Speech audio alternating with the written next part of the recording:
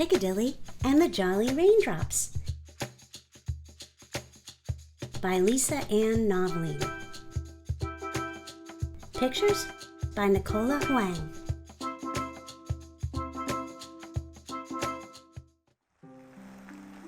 Piccadilly pressed her nose against the storm door, looking sadder than the day her balloon flew away.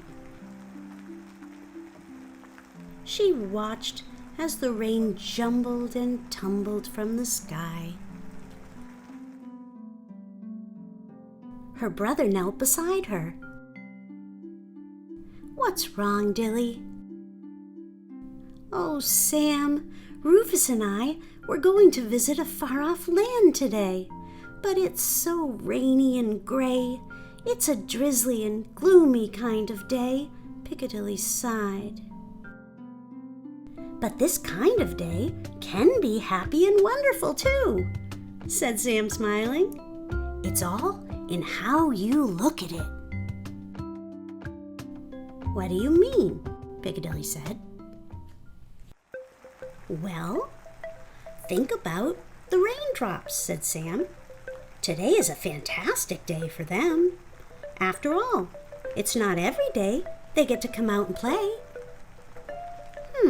Piccadilly thought, as one raindrop zoomed ping against the glass near her nose, and another zipped zing by her cheek.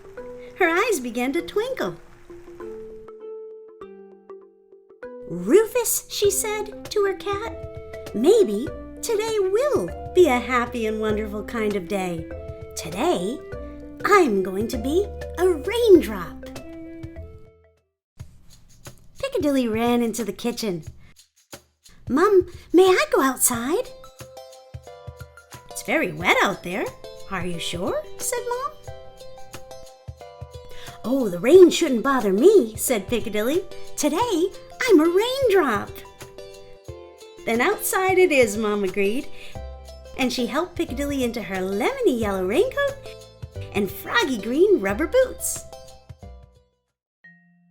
Rufus inched backward. "It's okay, Rufus. It will be fun," Piccadilly said. She scooped him up, and together they scooted out the door. Piccadilly crept toward a large puddle in the driveway. She watched as the raindrops tumbled into the water. Rat-a-dee-tat, rat-a-dee-tat, rat-a-dee-tat. "Rat-a-dee-tat," she repeated, and she leapt into the puddle. Ker-splash! "Oh, I'm sorry, Rufus. Here." She propped her umbrella on the grass and placed the cat underneath. Piccadilly skipped to another puddle. She listened. Lily-up, piddly-tup, lily-up. The raindrops cartwheeled through the air and into the water. "Me too," she laughed, and once again she sprung on in. Just then, a nearby rustling caught her ear. It was her neighbor, Otis. "Let's go, Rufus," she said, and they skedaddled next door. "What are those?" asked Piccadilly. "Paper boats. I'm sailing them in the puddles. They really float," Otis explained. "Show me," cried Piccadilly. Otis placed one into the water. Piccadilly watched as it slid round and round. He handed one to her. She filled it with a freshly picked clover and then guided a ladybug on board. "Ladybug Buttercup is sailing to the land of the Jolly Raindrops," Piccadilly said, balancing her boat on the puddle. Otis grinned. "I like that. I think Ladybug Buttercup wants us to play the rhyming game." "Oh, yes," said Piccadilly. "You start." "Ladybug Buttercup sailed off to sea," said Otis. "Ladybug Buttercup smiled at me," Piccadilly replied. "Ladybug Buttercup whistled a tune." "Ladybug Buttercup flew to the moon," Piccadilly and Otis started laughing. "I wish we could travel to the land of the Jolly Raindrops," Otis whispered. Maybe we can.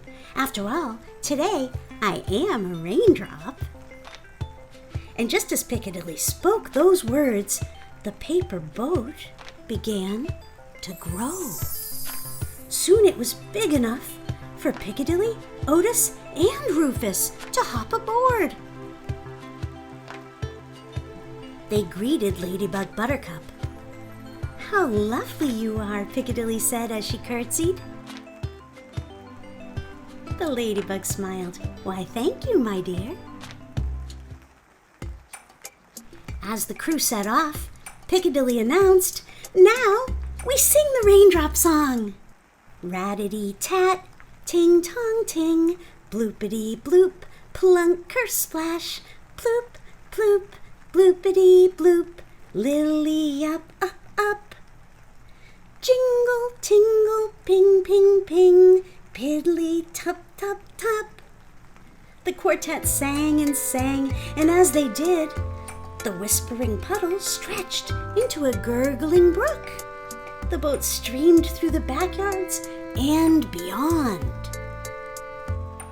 Before long, their houses were nowhere in sight, and the brook opened into a glittering pond. They had discovered the land of the Jolly Raindrops. The raindrops were everywhere, frolicking about, bouncing off byways and springing off flowers. The merry travelers waved and sang along with their new friends. What an enchanting melody they all made! After a speck of time, between a moment and forever, the boat circled one last time and then turned toward home. Alas, the voyage was winding to an end. Beaming with delight, the trio said their goodbyes, and the ladybug and the boat returned to their normal size. "Nobody will believe us," said Otis. "They don't have to," Piccadilly smiled. When it was time for Otis to go inside, Piccadilly tiptoed like a raindrop into her own backyard.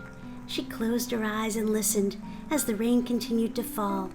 Plunk, plunk, plunkety-plunk, into an outdoor planter, and tingle, tingle, jingle, tingle against her wind chimes. Just then, Piccadilly felt a bright warmth wash over her. She opened her eyes to spy the sun peeking from behind a cloud. A radiant arch of color had spread across the sky. It was a rainbow, and it felt to Piccadilly as though the whole world had burst into applause. A knowing smile snuck across her face. She took a long, slow, deep bow. We raindrops do make some mighty fine music. "Come on, Rufus, let's go home." Piccadilly wobbled inside, looking a wee bit drowsy. "Why, hello," said Mom, as she helped Piccadilly dry off. "How's my little raindrop? Did you have a nice day?" "The best," Piccadilly smiled sleepily. And then the sun came out. "Ah, yes," said Mom, "the sun came out. Does that mean it's time for the raindrops to rest?" "Yes," said Piccadilly. "How about some warm fairy milk and a story?" "Yes," said Piccadilly. Then, fairy milk in hand, Piccadilly snuggled in with Mom and shared a story, the perfect ending to such a happy and wonderful day. The end.